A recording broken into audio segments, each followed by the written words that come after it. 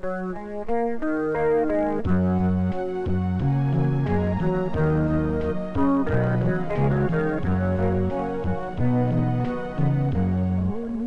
ឡាញ់តែបងមួយនាក់មកស្មោះដួងហារតីអើចាំដឹងចិនប្រថៃប៉ាតំពូមកស្រីទេ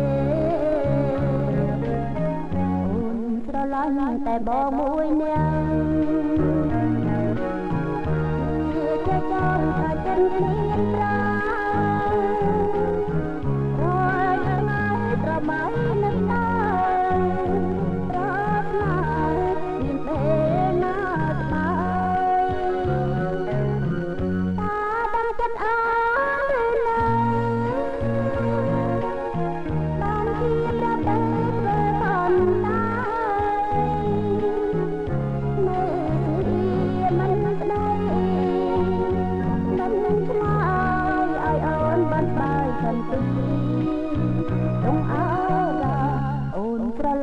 តែបងមួយនាក់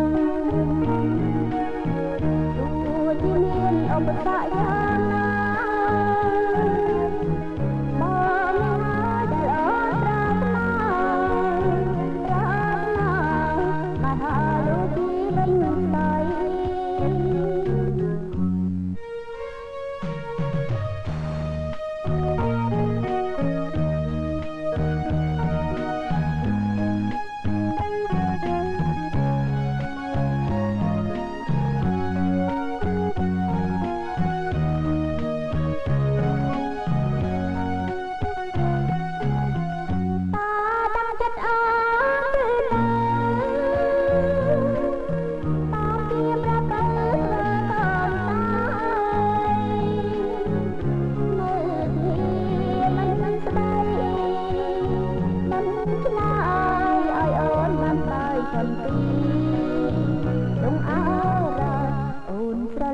តែបងមួយនាក់